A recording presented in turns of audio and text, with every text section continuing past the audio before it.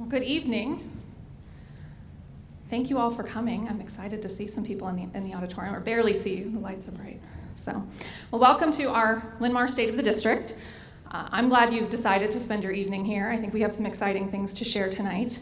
I really want to thank the high school staff that got this all ready for us in here with the technology. I also want to recognize and thank each of our board members that are also here. So we have, I can't see you, so I'm just going to say your names and you can stand up. So Matt Rollinger, Barry Buckholtz, Clark Weaver, Melissa Walker, Rachel Wall, and Sandra Nelson. So I can't thank these 6 people enough for the work that we all do together and for their dedication to our district, our students, and our staff, and thank you guys for coming tonight. And now I'd just like to introduce and welcome our speaker for the evening. Shannon Bisgard has been part of this district for more than 20 years. I think I did the math right. And from his beginnings at Bowman Woods to his time at Lynn Grove as principal and his roles in district administration to today being our superintendent, he has embodied the Linn-Mar mission and spirit in every way. He truly leads by example and inspires those who work with him to reach that next goal. We on the board are proud to have a leader so dedicated to public education and to the success of our students and our staff here at Linn-Mar. As a district, we really couldn't ask for more. So I'm proud to welcome Superintendent Shannon Bisgard to lead us through this evening's State of the District.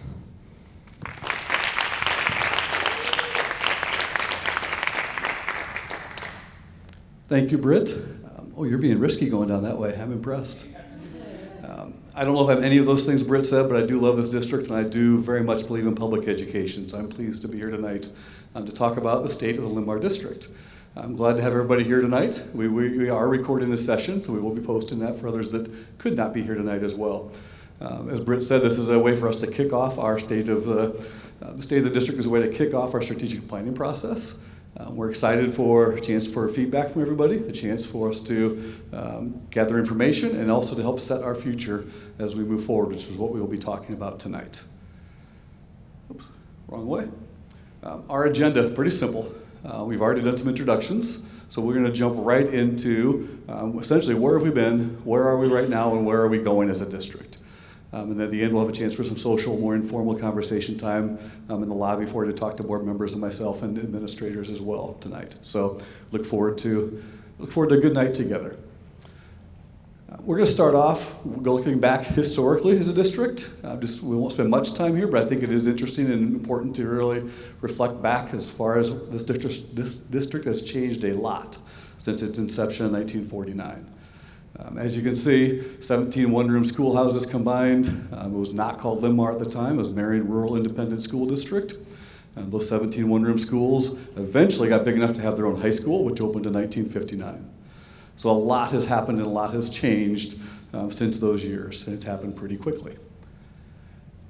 The map that you can see of the District of Linn-Mar now, which I'll show you in a few minutes, looks very different than the map way back when we started. Essentially, it was one dot. The old LRC building just across the parking lot, that housed all of the district classrooms, teachers, staff, administration, everybody. So a very simple district layout. From 1960 to 1980, saw quite a bit of growth in the district. 3 new schools were added to the system during that time period, and there's hopes and plans for other districts, but some bond issues were not as successful as others. But Bowman Woods, Wilkins, and Indian Creek were all built during that time frame. You start to see the district grow to the west of the LRC, the original Novak building, and to the east as well. And that is a pattern we continue to see as we go forward even today. The next 2 decades, 1980s to 2000, added Westfield Elementary, first school building in Robbins, going even farther west, kind of a western boundary, and added Excelsior Middle School at that time as well. So that 20-year growth saw some nice construction and building for the district as well, and really set the stage for what was to this date, the busiest growth time period in Linn-Mar's history from 2000 to 2020. All of the red items up there were all built or opened during that time frame. So I'll just briefly run through those. Transport kind of starting from the left and going back around to the right. Oak Ridge Middle School, which at that time was Oak Ridge Preschool through 8th grade, opened up. Echo Hill Elementary opened up a few years after that. Baseball and softball complexes out there in that part of the campus as well. On our main campus, the stadium opened up about 10 or 11 years ago. The Aquatic Center a couple years after that. New Novak Elementary was built a little bit after that time frame as well. And that was when the original Linn-Mar building then became the LRC with all of our central office staff in that building, which we currently still are. And then to the far east side of the district, Lynn Grove Elementary opened up along Highway 13, and Transportation and O&M Department is on the east side of Highway 13 as well. The other building I think I skipped over is our Success Center, which a lot of people don't even know exists. It's a program for our special needs students from 18 to 21. It's over off of Boyce and NC Avenue as well. So that building opened up a couple different locations, but that's where it currently is at now. And then just the last couple of years, we've had new additions to our school system as well. 2 intermediate schools opened up right in the middle of a pandemic and right in the middle of a derecho. But we were really glad to have Hazel Point and Boulder Peak open up almost 3 years ago now. And the new LRC building is in the plans going forward, as well as a couple other things that we will talk about tonight. So that was kind of a fun way to see the growth of the district on a map visual aspect of things.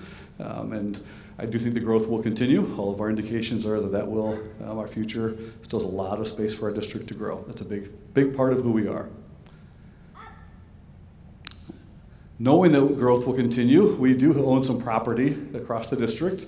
The red X's are the pieces of property that we currently own for potential future growth opportunities. So starting in the far left, upper left corner, that X right there is essentially on C Avenue and Echo Hill Road. We own some property in that location. Going east of there, so it's kind of north and east of Hazel Point and Echo Hill Road extended to 10th Street. We bought that property several years ago as a potential location for a larger facility as well.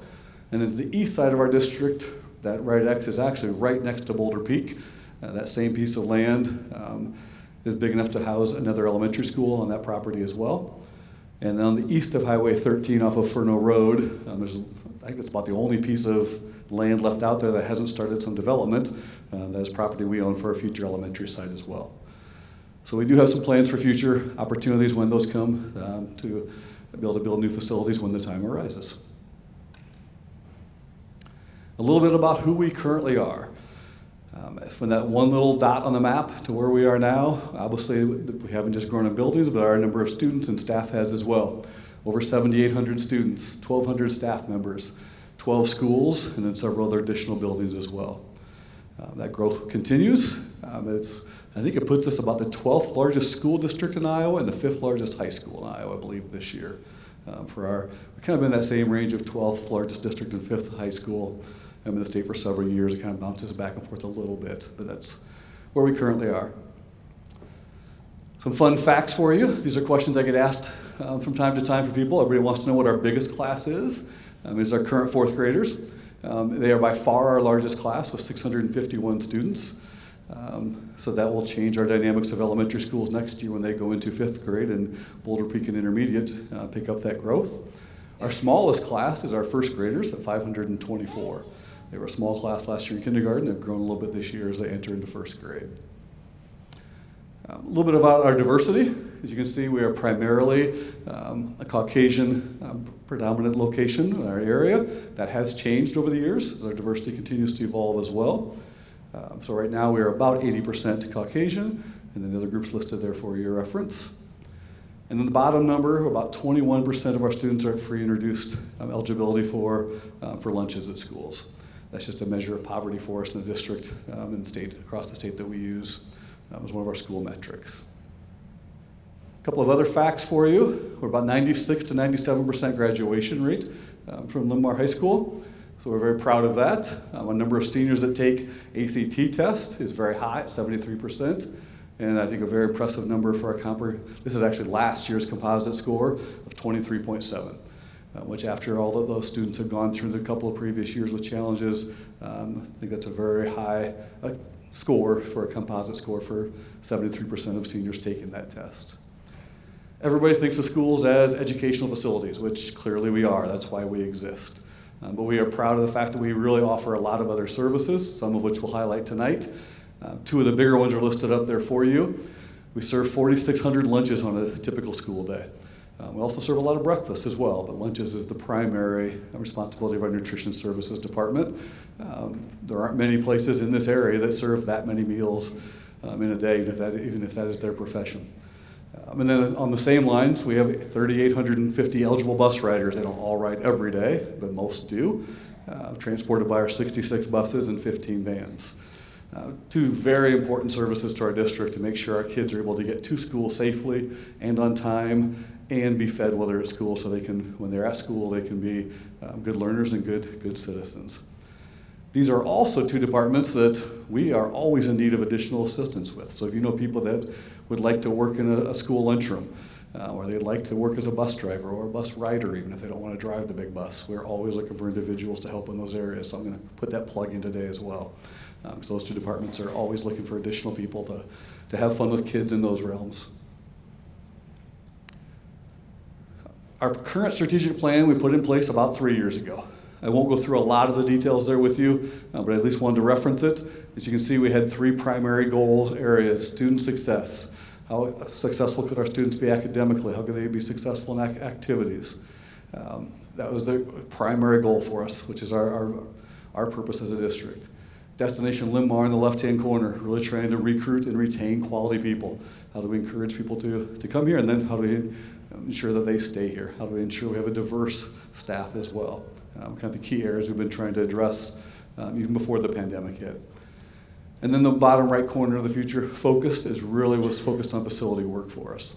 The opening of 2 new schools, planning for us as we go forward, budget-wise for facilities, which we'll talk about here in a little bit too.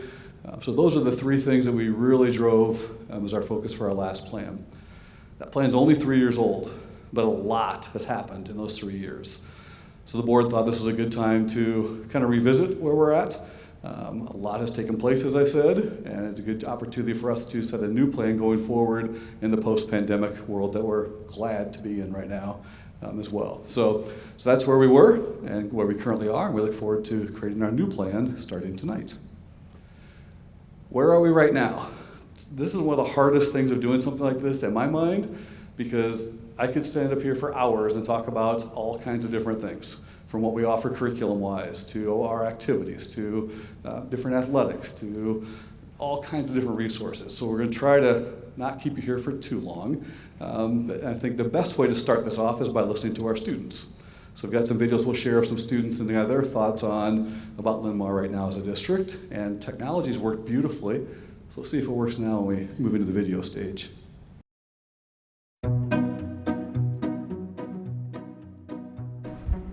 All the teachers are nice. Everybody you meet is just very kind. Well, every time you just walk past them and they say good morning, and they always have a smile on their face. 'Cause it's fun. The classrooms, the teachers. I especially love Leo. I probably like all the sports teams and all the different events, like the homecoming parade and the football games. The events. What's your favorite thing about Linn-Mar? Probably the opportunities and the doors it opens. Like all the books they have here in the library. I love it because my mom is a substitute, so I get to see her every few months. The building that we have right now is really cool. There's lots of stuff. It's fun, and there's cool activities that the teachers make and put effort in to help us learn and have fun. I like the teachers. I like Mrs. March, and I like the Leo teachers, and I like how there's lots of fun activities and stuff. I like my class and the tag classes too. It's a bully-free school, and you gotta do fun activities. I love that everyone here cares about their friends and family. I like everything, especially the new technology and new arithmetics. I love all the clubs they have here, and I'm so excited to learn more this year. Because they like lions. Oh, go Linn-Mar Lions, right? Awesome. Kids can say it better than we can say it most times, so it's great to hear from them. High reliability schools, I won't go into a lot of detail, but really the hundreds and hundreds of initiatives we have and ideas we have really fall into these 3 categories that we look at as a school system of things that we want to prioritize. So those 3 areas for us, Level 1 is safe and collaborative schools. That's our very first thing we're always working on. Is this a safe place for kids to come to school, for staff to come to work? Is this a place where people feel safe sharing their ideas, asking questions, those type of things, working together? Level 2, effective teaching in every classroom. How do we continue to support our teachers, help our teachers grow? How do we make sure that that teacher in the classroom is to the best of their capabilities? We all know that the most important person in a child's education career is their teachers. So we really emphasize the work we do, and that's why we have days like today for professional learning and teacher development as well. And the third one is guaranteed and viable curriculum. That's educational lingo, essentially meaning every student, regardless of where they go to school or who their teacher is, gets the same experience if they go to Linn-Mar. So how are we consistent across our board? So those are the big pieces that we're prioritizing. Each of our schools is a little bit different spot in this process, and that's okay. We think it's good for them to each have their own unique personalities, even though the expectations are the same, and they're all different spots in their journey. So that's work we'll continue to do as a school system, supporting our schools in those three areas. I will not bore you with test scores, but I also think we can't tell the story of Linn-Mar and about student success without a little bit of highlight of where we're at currently. So the test scores above on the screen right now, those are our student IO assessment scores from this past school year. So these are scores that are post-pandemic or still in the pandemic last school year, which we were very curious how students would do. It has been 2 challenging years for students and for staff and everybody involved. So we're pleased with those results. I will not go through the specific details, but like the column right here, this is ELA's language arts. That's the number of kids that were tested, and that's the percent that was over proficiency as the state determines it. Same thing for math, and in science, only a couple of grades are tested. So we were pleased with these scores, and for the most part, had bounced back to where they had been pre-pandemic for our grade levels. Another measure of student success, when you get to the high school level, you can start to take concurrent courses. Classes that give you high school credit and college credit at the same time. Great learning opportunity, great financial savings tool for students and families as well. With this graph, I'll just highlight a couple of pieces. So our high school students in the year 2021, 916 courses were taken that applied for college credit. Of those 916 courses, 469 of those were unique students. So whatever 916 minus 469, you've got kids taking duplicate college courses in there as well. And then the other piece we want to highlight is by doing that, that is a cost-free opportunity for students. That alone saves about $500,000 of tuition for our students and their families as well. So that's one other way of showing and measuring our success or needs for growth, and we're pleased with that opportunity for kids. Another area we look at is AP scores. Another option for kids to get college credit. If they don't want to work in the Kirkwood courses, they can take an AP class, which also, if they take the test, if they test well enough, they can get college credit as well. This is showing the last 5 years' growth. You can see where we were. And then the pandemic hit, we dipped a little bit. Last year's numbers went back up, and that is measuring, they have to score a 3 or higher on the AP test exam, which is a national exam. If they do, then they achieve college credit for that as well. So we saw the dip. We also were pleased to see the bounce back. Can start to kind of morph into some unique things we have in the district, things that are kind of specific to Linn-Mar that many other places don't have and that we're very proud of. Venture program is a new program that started last school year at the high school. Really trying to look at ways for essentially problem-based learning, ways to connect curriculum in school to the outside world around them, in our community, or in the state of Iowa, or different areas across the board. So students can take different strands that are all connected together. One strand essentially is 3 classes, and they spend a half a day taking each of these courses for a full semester. So it's a big chunk of their school day. Anybody 9th grade through 12th grade can take those. Last year was the first year we offered that. We had about 94 students participate. They were kind of our pioneers, I guess, and could test it out. And this year, really thanks to the feedback of the students and the success of the first year, this year we have over 200 students taking those same high school courses in the venture format as opposed to a traditional class. We really see those numbers continuing to grow. We think that'll continue to happen. And those courses right now are all on the 3rd floor of the LRC across the lot, so kids walk back and forth for their day.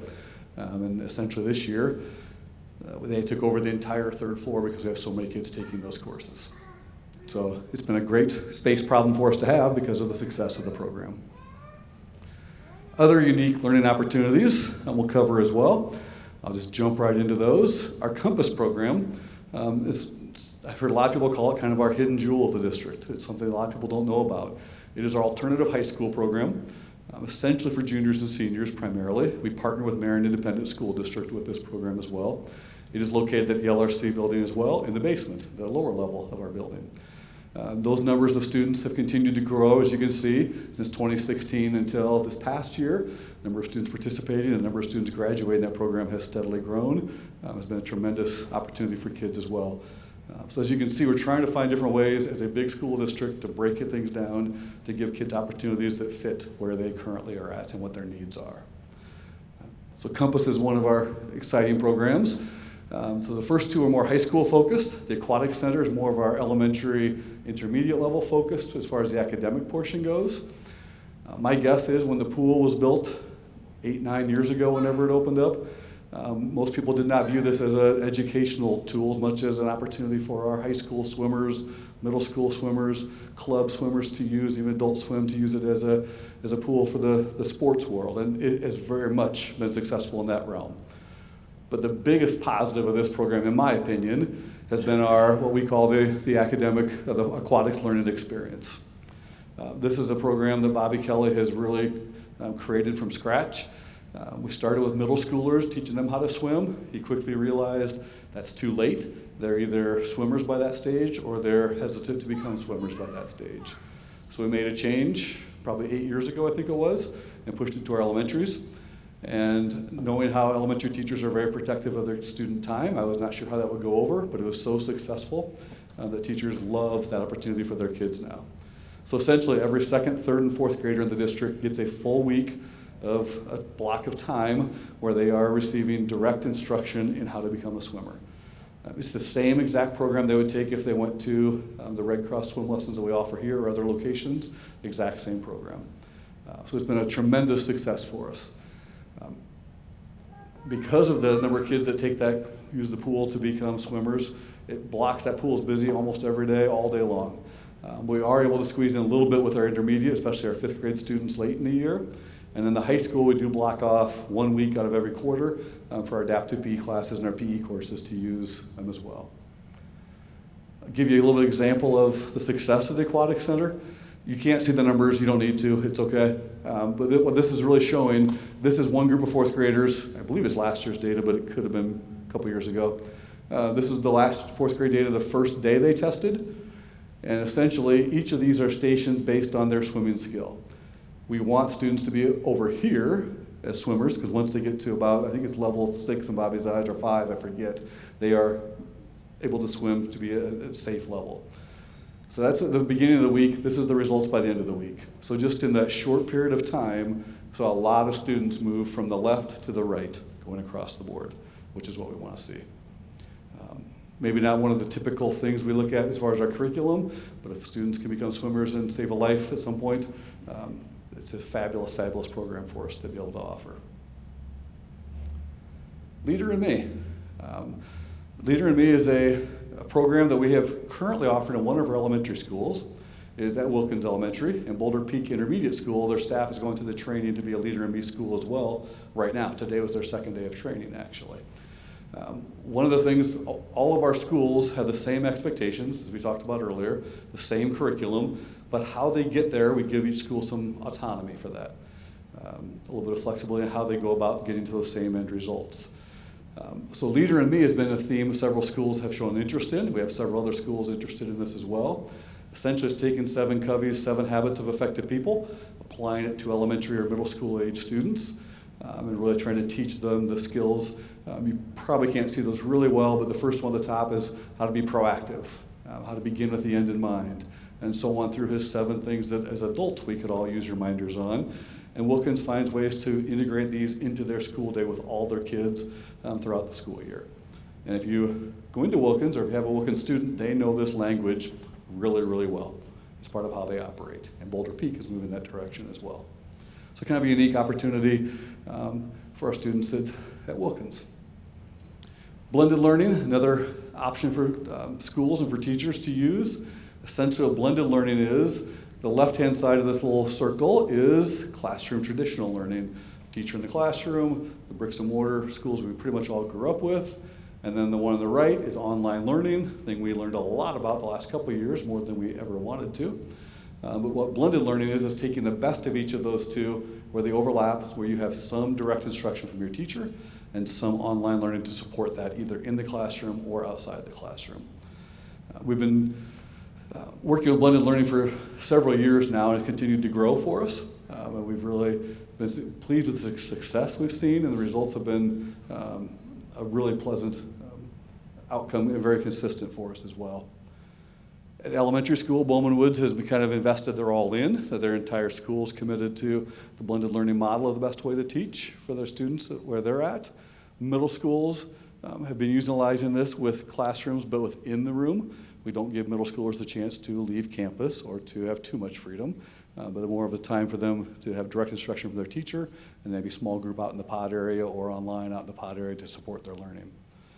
And at the high school, we have 52 teachers that have gone through the blended learning training, and then they can offer different options for their students for the ways that blended learning could look. So for example, if I'm teaching a high school biology class, we may have 3 days of traditional in-school learning, and then 2 days where the students may come into the classroom to work with me if they need additional help, or they have online work that they are either doing in one of the common spaces in the building or potentially even at home during their day. So it's a little bit of flexibility, a little bit of adaptability for students to be responsible for their learning as well. So that's kind of our blended learning model and how that has evolved and looked at each different building. So a lot of those things obviously require a lot of teacher knowledge, a lot of teacher skill. So how do we support our teachers? How do we help our teachers grow? Our teacher leadership program is really one of the big ways we do that. You can see we have a lot of instructional coaches, and we have a lot of innovation coaches throughout our district. The role of those coaches is truly to support their teachers. So if I'm an instructional coach at Novak Elementary, I'm spending time working with the other teachers in our building to work on instructional strategies, to help them analyze their data. How can we find ways to support students that may be struggling? Really just supporting our teachers so they're not teaching in isolation. Teaching is a tough profession. The success to get all of your students successful every single day is a massive undertaking. So our coaches play a big, big role in how to help their teachers become successful. Along those same lines, we have other teachers, maybe back up one. These coaches that is their full-time job. That is what they do all day, every day. These positions for teacher leadership are teachers that are still teaching classes. They still have their students, but they also have other responsibilities that they get paid for to support learning and support the curriculum work across our district.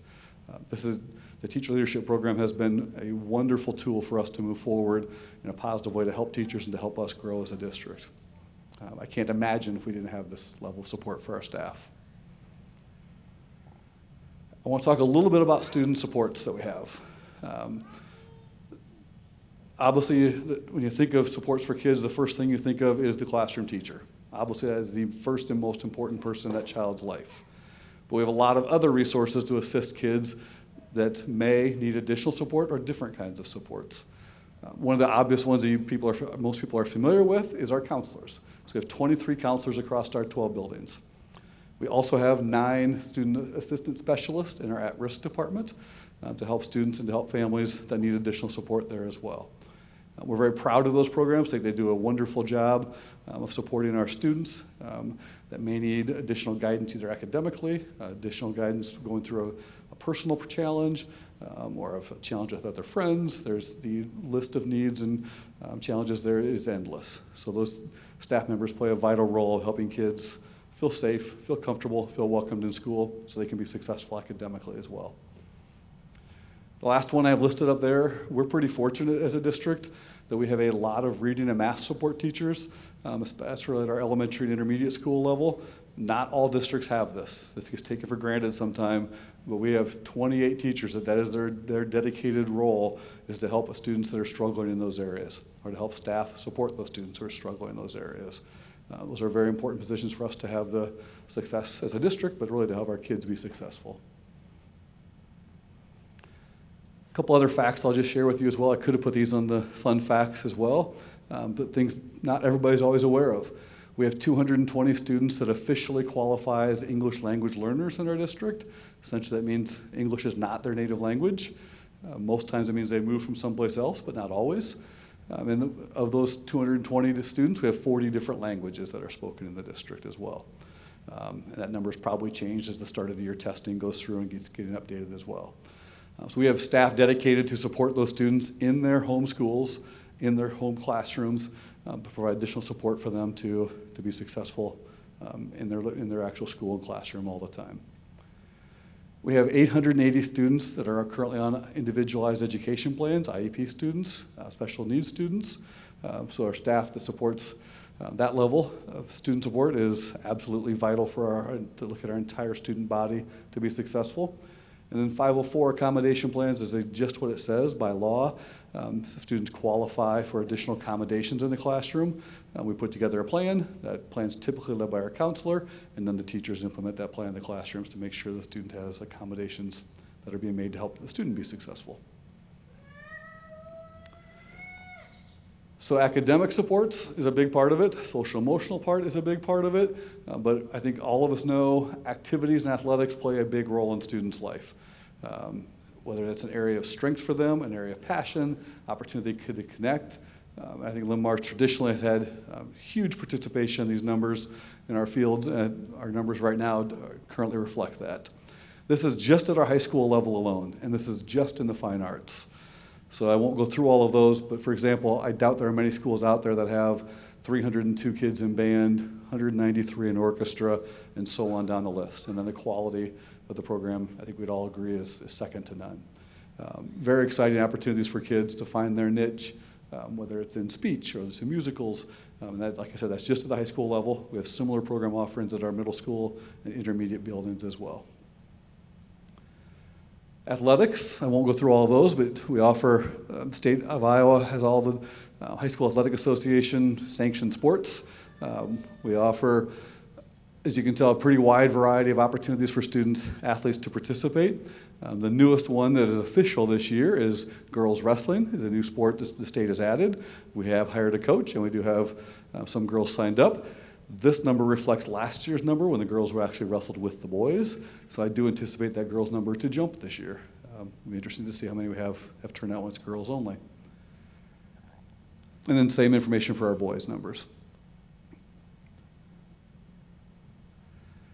On a less formal, less official level, not necessarily state-sanctioned events, clubs are a really important part of everything we do from our elementary schools all the way through the high school. This is a very small sampling of opportunities for kids and things they can participate in, that opportunity to find a way to belong, find a way to connect with students of similar interests. And our staff do a fantastic job of leading these groups at all of our building levels as well.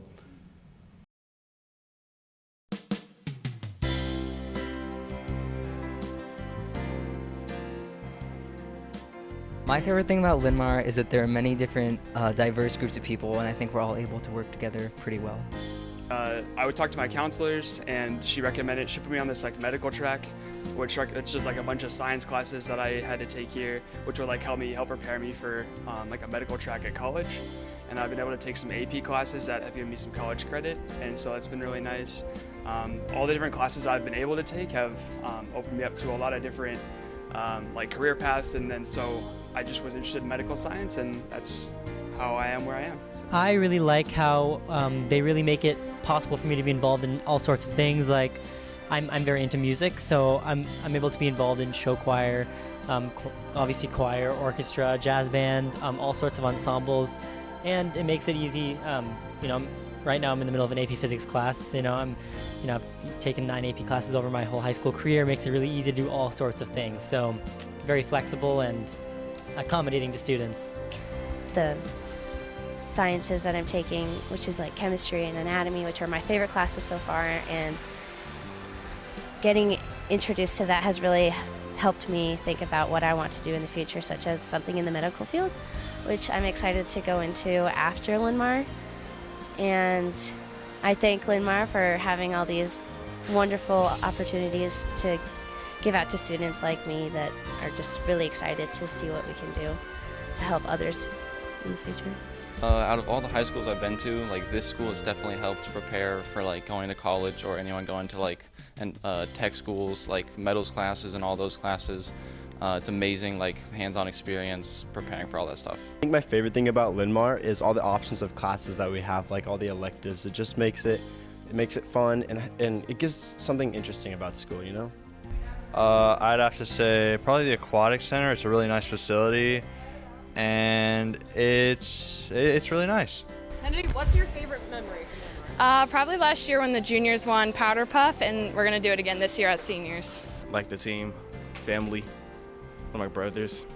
That's awesome. Honestly, my senior diving season, just being one of the seniors and senior night. My favorite memory is from sophomore year when I jumped 6'9", and had the whole crowd cheering for me, and all my fans and friends were there, and it was all cool. Go to for wrestling, for state champion. Yeah, all the team has 4th place at Linn-Mar. It was fun and good memories. Pretty much all the staff here, not too much. And then why is that your favorite thing? They just managed to make my morning every day, make it a great day. Well, my husband and I grew up in Cedar Rapids, but like a lot of people, once we got our education, which was stellar, we moved on and left Iowa and discovered that education is not always as great away from home. So we decided 15 years ago to move back to the Cedar Rapids, Marion area so that our students could have that same opportunity that we had, and chose Linn-Mar as our district, and really no regrets. So my kids all attended Novak, Excelsior, and the high school, and just had stellar opportunities. It's a large school district, and a lot of people were thinking, why did you choose Linn-Mar? Why not something smaller? But it afforded them the opportunity to have great options available to them. Extracurricular activities such as music and extracurricular sports were just top-notch. They had great coaches, great mentors. The teachers were all fantastic, from school board to administration, just all the way down. It was a great experience, and we have no regrets that we moved back to Iowa for our kids to attend school here. It's really amazing to me how the district has grown, and as it's grown, they've been able to maintain that small town community school feel. When I graduated from Linn-Mar, my class was about 250 people. I know the class sizes are much larger now, and the school is much larger, but it still has that same feel of family and community. As my children are going through the district, you know, it still feels very much the same as when I went through the district with the much smaller class sizes. We moved mid-year. So we moved at the end of November. Our children started school the start of second semester. So at that point, our children were in 3rd grade and 8th grade. And we were obviously a little apprehensive about how that transition was going to go. And our children acclimated extremely well. And that was because of the teachers and just how it was done, how the transition was set up. They were assigned, they were assigned another student to help show them around. There was some opportunities for, like, our son in 8th grade to go in and explore the school before he actually officially started. So just the welcome that was extended to the children was wonderful. And the time and attention that was given to make sure that they felt comfortable acclimating to their new surroundings was very beneficial in how they've now progressed in. And here they are a year later, almost a year later, and they're loving it. What I like most about Linn-Mar is basically working with the people that I get to work with on a daily basis. Each staff member comes to work dedicated to their job and enjoy working with kids.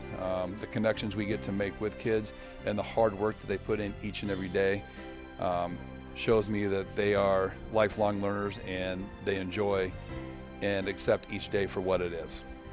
My family moved to Marion in 1975, and I went through the Linn-Mar system and graduated in 1985.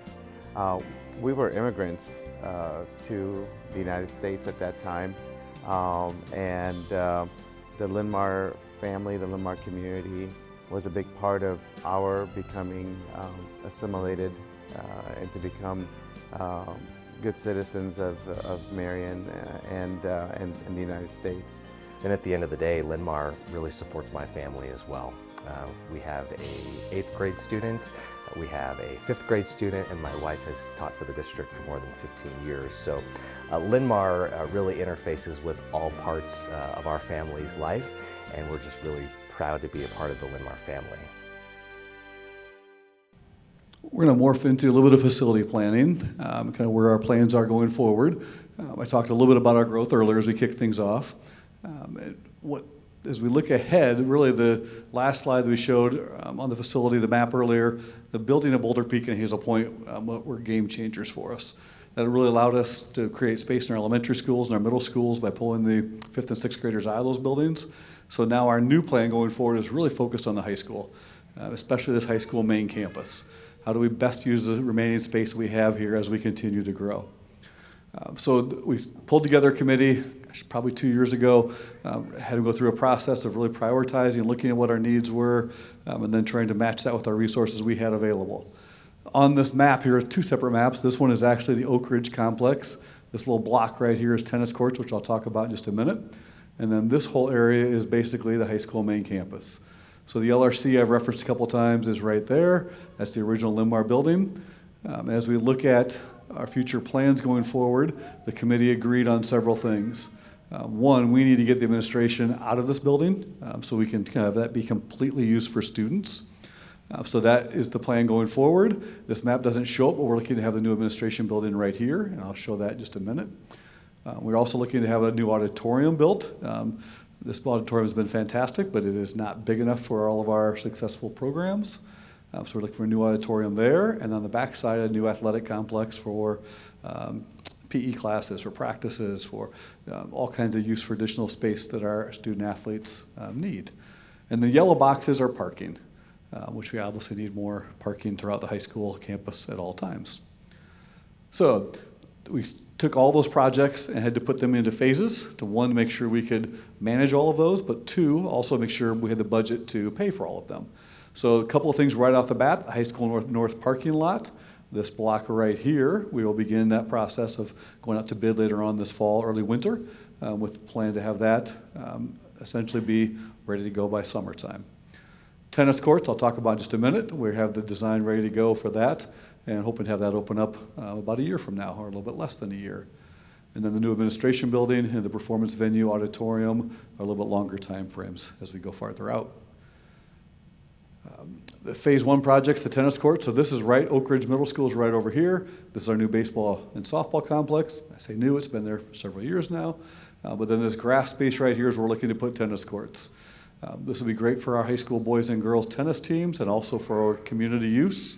I'm looking to add 8 tennis courts, the center 4 of which will have lights, which community members can use as their opportunity to play tennis as well. I think this will be a fantastic opportunity because we also have 6 other tennis courts that Oak Ridge Middle School uses. So when high school has big competitions, hopefully even state level competitions we would love to host, we'll have 14 courts available for competitions to be used. We've worked with the City of Marion and the Parks and Rec Department. This trail right here is something the city is proposing to put in. This would connect to the parking lot. I just drew a blank on what the parking lot, the road is. But right off of Lau Park area for additional parking because this area does get busy. So once the city gets that built, we'll have a fence that they can come in to join the tennis courts as well. New administration building, I showed you on the map earlier. There's Excelsior. So then this would be the footprint of our new administration building and parking lot there as well. The view from there right now is just kind of a grass space, but it will really connect well with the high school stadium and high school building as well. So still keeps our central office staff located in close proximity to all of our buildings, but gets us out of the way so the high school can take over the LRC. And then our phase 2 projects. Projects are a little bit farther out there in the future. The indoor activity center, athletic complex I mentioned, is definitely a priority area for us. And then the repurposement of the LRC for high school use, and then additional parking, and at some point another elementary school on one of the pieces of land, most likely, that I showed you on the map earlier. So the phase 2 projects are important things for us, just not quite as urgent as the first dominoes in the process to fall. I do want to talk a little bit about our community partnerships. You've heard from a few of them in video. You'll hear from a few more in just a minute. When I moved here about 20 years ago, I was amazed at a couple of things. One is the number of volunteers we have in our schools, the support of parents and PTOs, just all kinds of opportunities to support that way. But the other thing is just the relationship with the community and the school. I feel like we're very, very fortunate to have these great partners to work with, and we have ongoing conversations with them and partnerships as much as possible. So I've listed a few there. Every one of those partners are strong for us to work with. They're great partners that we can find better ways to serve our students and serve our community. You're going to hear from a couple more of those on a video here as well.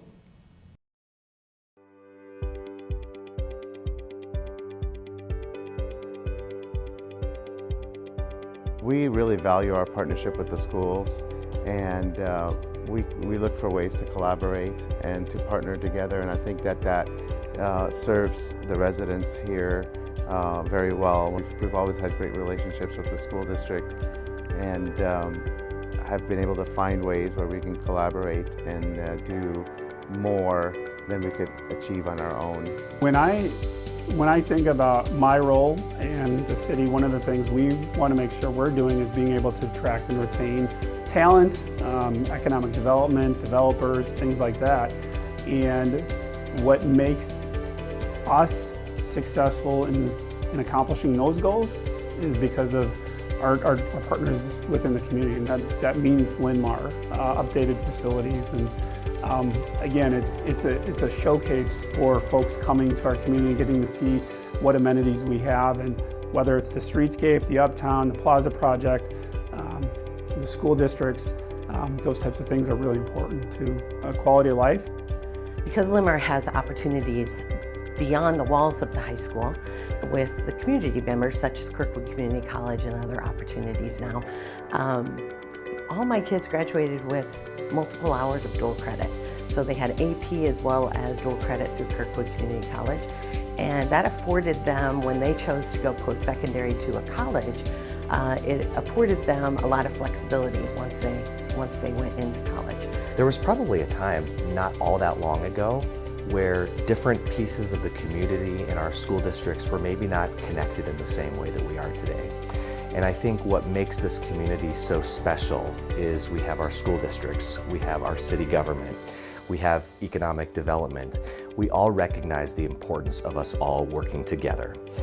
If we're just raising students that are equipped academically and we send them off to just keep equipping themselves academically, but we haven't connected them with our community, I think as a community we've failed.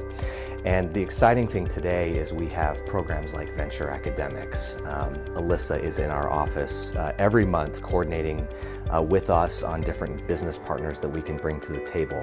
We have our Marion Community Build program that's a partnership with both of our school districts where we're providing opportunity for students to get hands-on learning with the trades or understanding what home ownership is all about.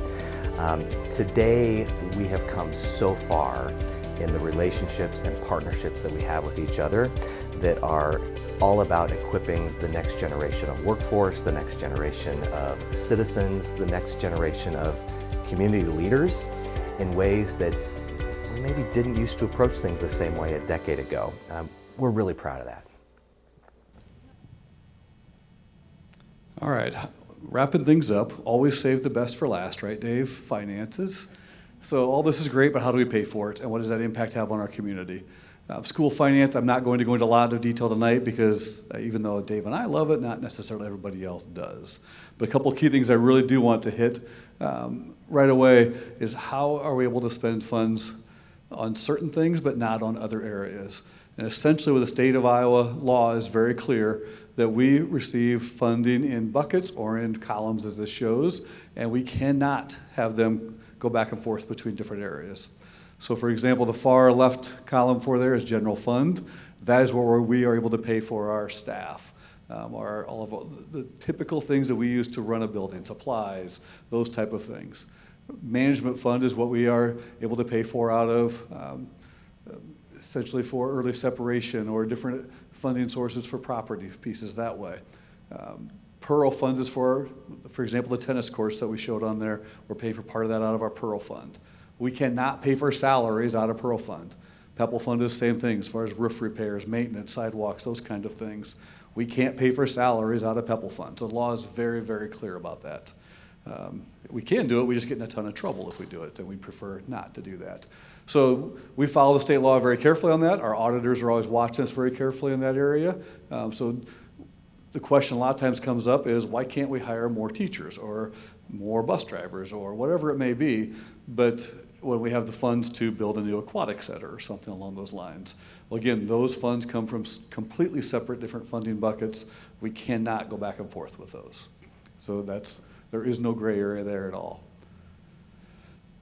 So the impact then of all of those different costs, and the piece a lot of the public wants to know, is what is the property tax impact for us?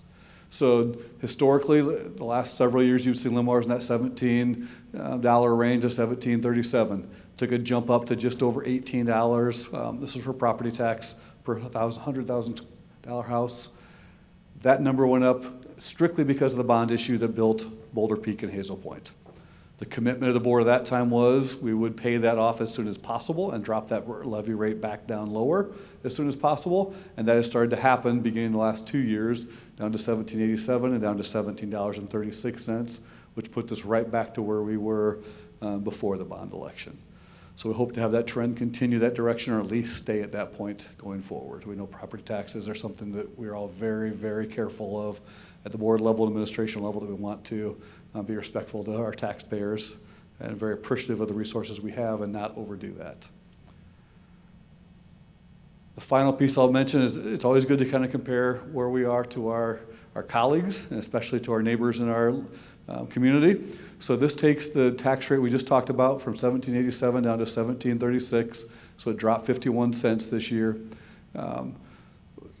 Looking at our neighbors to the far south in the metro area, Cedar Rapids College community, their tax rate's a little bit better, but what I will note was way down here, they have a huge infrastructure of large, commercial level buildings that helps offset their tax rates. We don't have that same benefit necessarily. So you can see our cost per student is $311,000 of taxable valuation per student. Theirs is $451,000. So that is a big challenge we have to overcome that they do not necessarily have. Our closest neighbors, Marion Independent, their cost tax value per student is even less at $260,000. So their tax rate is a little bit higher. And then Cedar Rapids School District is at that $14.71. The other piece I do want to mention is Marion and Cedar Rapids have what's called the income surtax rate, where Linn-Mar does not. Most people in Linn-Mar aren't even aware that this is a thing because we haven't had it for as long as I've been aware of anyway. Essentially this is when you do your income taxes in the state of Iowa, there's always a little line on there. You have to look up what school district you are part of. And most school districts in Iowa do have an income surtax at some level, and then you have to pay additional income tax towards that school district. And that goes essentially to offset their property taxes. We do not have that. We talked about that as a board during the last bond election. Is that something we want to consider? And we so far have left it as we are not adding that in. So when people compare property taxes, it's always important to remember some of those schools that have lower property taxes also have an income surtax that may get overlooked until you do your taxes each year. So I just put that out there as a reminder as well. So for example, Marion's 2% income surtax equates to another 53 cents. It would be on the property tax amount as well. So just kind of the realities of school finance and where we're at. But it always comes back to this number here as far as what is the property tax. We try to figure out what is reasonable for us and what is responsible for us without putting too much burden on our taxpayers. And we're very fortunate to live in a supportive community, and we don't want to take advantage of that. So all of this sets up really why we're here. Where are we going? What's our next steps as we move forward after the challenges we've all been through the last couple of years? And that's kind of the exciting part we have looking forward now. I feel like this school year has been a fantastic start for us. Everybody I talked to in every building has said the same thing. It's been a really good start, and it feels normal. And everybody's appreciated normal now more than ever, I think. So for us, as we start to look forward and start to really move forward in a direction way, the strategic planning process becomes very important. So we have one more video I'm going to show you, just some students' thoughts about where do they see us going forward, what do they want to see going forward. While we do that, I'll switch over, and Britt already magically appeared up here. She's going to close things out for us today.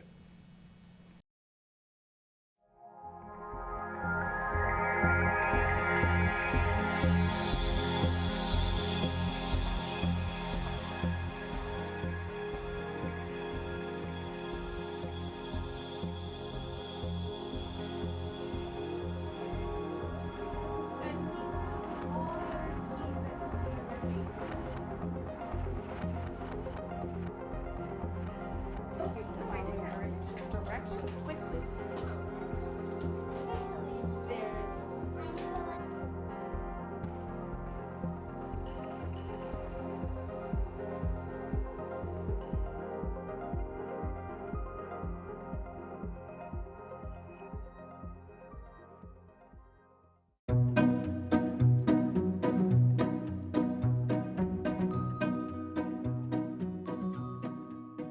Claire, what do you want to be when you grow up?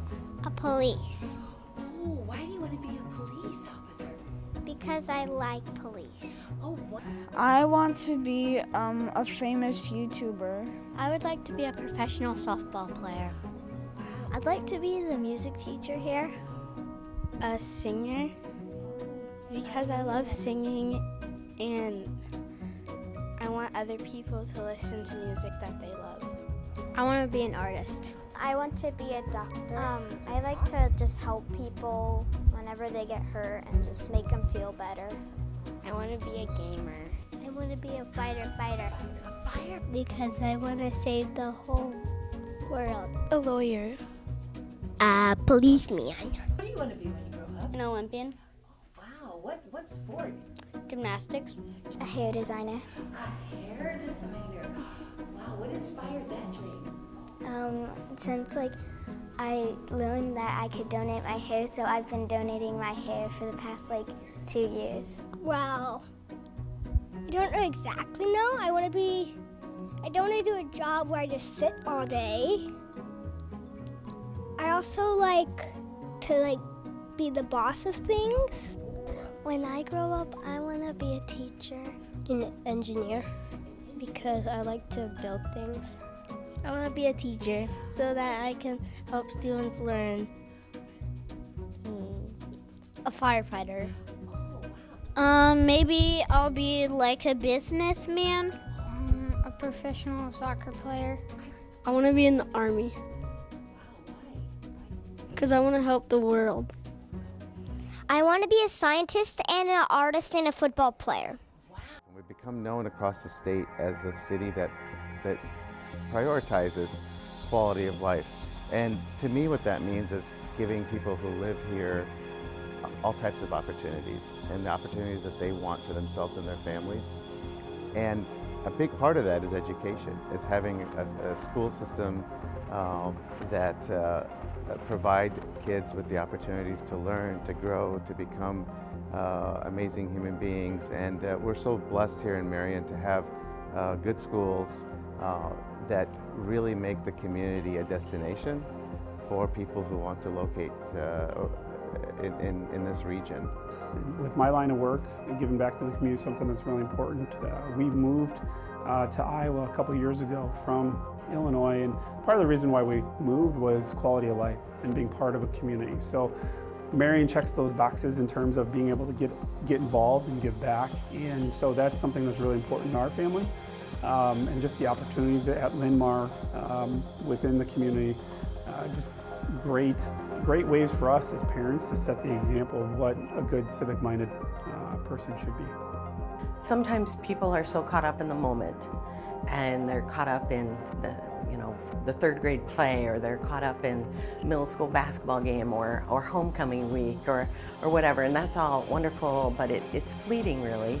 And education is about those next steps. So elementary school is preparation for middle school, and middle school is preparation for high school, and high school is preparation for whatever lies ahead for students, whether it's straight into the workforce or some sort of post-secondary program. And so while students are here at Linn-Mar, those community relationships are so important, whether it's with Kirkwood Community College or with Medco or with Workplace Learning Connection or whatever the entity is. Those community connections are super important because Linn-Mar is prepping students for those next steps, and I know that my own children are thoroughly prepped for what came after high school, but every student needs to be considering what comes next, and I think Linn-Mar does a really good job of helping students be aware and have the tools to be able to navigate that.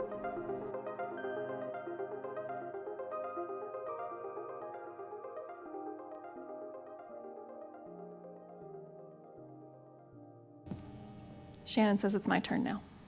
So, well, I'm always super proud to say that I work with Linn-Mar and that I send my son to Linn-Mar, but after seeing the things that our wonderful team put together, I'm very overwhelmed by the vast array of opportunities when it's all put together like that and the things that we create every day in this district for our students. So as Shannon said, I get to close out the evening, and I'm going to share with you our next steps in building the plan for the next 5 years and beyond. So as you can see from tonight's presentations and those amazing videos featuring our students, we have a solid foundation that we can grow from. And I love the analogy that that rear view window and the windshield and what's in front of us is a bigger picture, and that's where we need to focus because we do have great things ahead of us. And that's really the shift that we're making in this planning process is what comes next. So tonight is our kickoff, and we are sharing this foundation, and we're inviting each and every member of the Linn-Mar community, our staff, our students, grades 7 through 12, our parents and guardians, our neighbors, everybody who is a stakeholder in the Linn-Mar district. We want you to join us in this conversation. What happens next? Where do we go from here? So tomorrow, our district is going to release a survey to our stakeholders, parents and staff. We're going to get an email. We're going to have a link sent out to community members available on social media, on our website, asking you to help us prioritize for the next 5 years. What is important? Where do we go from here? And how do we build on the success that we've shared with you tonight? You get to help us shape the future of this district. So the survey is going to outline priorities, and we're going to ask you to rank those. And then there's also going to be the opportunity to add your own to the list, to give us feedback, share your thoughts through that survey. In addition to the survey data, we are also going to be hosting 3 community conversations in the month of October. We'll have one on October 11th at Novak Elementary, one on October 17th at Westfield Elementary, and one on October 26th at Boulder Peak Intermediate. All of those are going to start at 6. And there'll be approximately 90-minute sessions that attendees can rotate through different stations, and each station will have a different topic, and they'll engage in conversation about that area and how it impacts future and what priorities and things we should be thinking about. And each of those little stations will be hosted by either a board member or an administrator, and everyone attending will have a chance to provide feedback and input on every topic that's discussed that night. You'll be able to see what others think. You'll be able to add your own thoughts and ideas, share your concerns, and just talk to us about what you're thinking. You can also share questions that we can answer later if we're not able to get to them that night. All of this feedback from the survey, from these community conversations, will come together and inform our work sessions going forward and help the district set priorities for the next 5 years. And this form of this foundation will form out our strategic plan. And that plan not only figures in these priorities, but the goals and how we're going to measure the success of meeting those goals. So we're inviting everyone to join us in this conversation. Everyone is a part of the Linn-Mar district. That's why we are Linn-Mar. And we want to hear from you. We want you to come and be part of this conversation. So this is a really exciting time for Linn-Mar, and we're looking forward to having everyone involved. I want to thank you for joining us this evening. Superintendent Bisgard and myself, along with the rest of the board, will be out. There are cookies, I hear. So come on out, say hello, ask us questions if you have some now, but look for those links in your email tomorrow and on the website. And we're really excited that you were here, and we're really excited to share all of the wonderful things that are happening in all of our buildings every day. So thank you so much for coming, and have a good night. And I do think there's something fun at the end, right?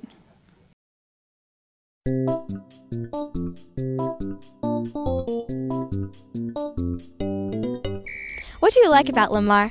I like that, oh my gosh.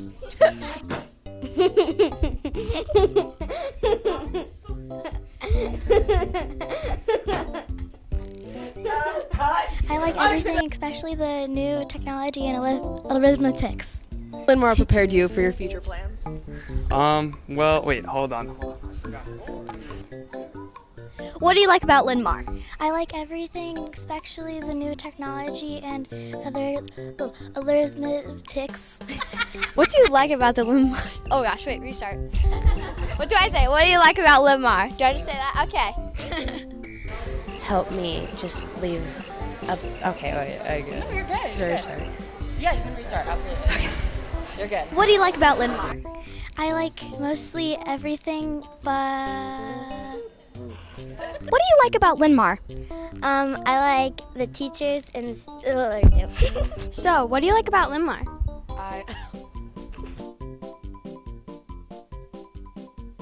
or the teachers. Go Lions!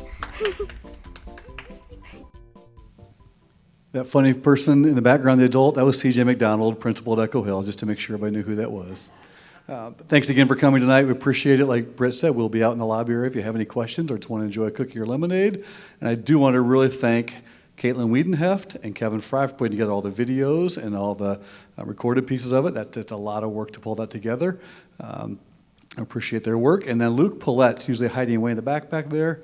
He's a Linn-Mar grad. He's a UNI college student, but he comes back to do a lot of the setup around here, puts a lot of time in to make this happen. He drove back today just to help with this event too. So that's a pretty cool example of somebody really dedicated to his school district. So with that, thank you. Have a great evening, and maybe we'll see you in the lobby.